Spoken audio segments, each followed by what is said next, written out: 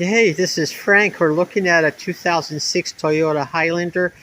In this video, we're replacing the window motor on the rear passenger side. And it's a pretty easy do-it-yourself process. Keep watching and you'll see how to do it.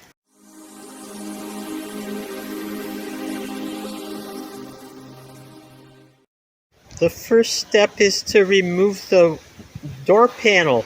And to do that, we gotta remove the scup. It's just got clamps on either side that you can push in with a screwdriver through here. And then we also want to get to the screw that's behind the door handle, and there's another screw right down here. With both those screws out, we now want to take off this bezel, and the way we do that is take a little fine screwdriver, insert it right about here, and just pry gently, and this bezel will come loose. These are my helpers today. This is little Wolfie. He's about 6 months old. So with this stuff out of the way, the door panel pops right off. There's a little indent right down here in the middle. You just grab it and pull. The door panel has this connector going into the window switch. It plugs right into the switch, and to release it, you press on this tab while it's plugged in, and you wiggle it out with a little bit of effort. It comes off.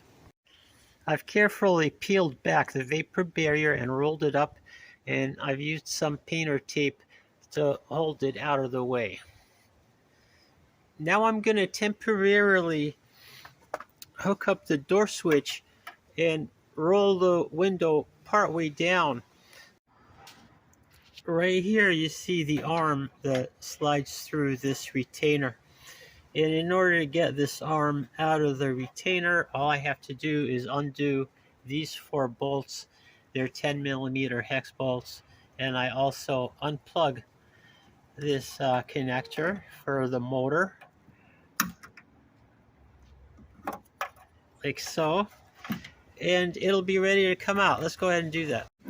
I slipped the arm out of the retainer so the entire regulator assembly with the motor can come out, and I've lifted up the window and used some painter tape to hold it up here so it doesn't fall back down. This way it's secure.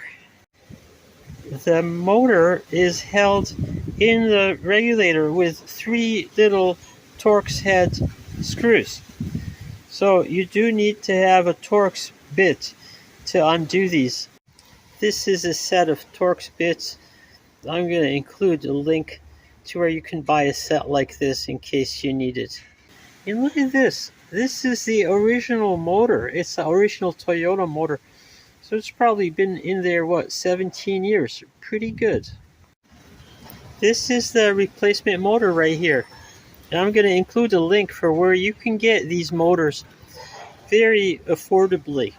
You just need to transfer this rubber cover from the original motor to the new motor. The new motor is on the rubber boot, is transferred.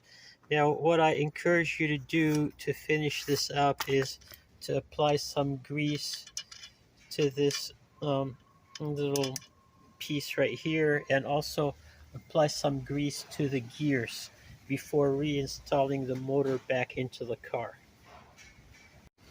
Everything is back together now. I'm just going to put the door panel back on and we'll be all done. I hope you've enjoyed this video. Thank you for watching. I've completed this job under the watchful eye of my shop supervisor, Ricky. Say hi, Ricky.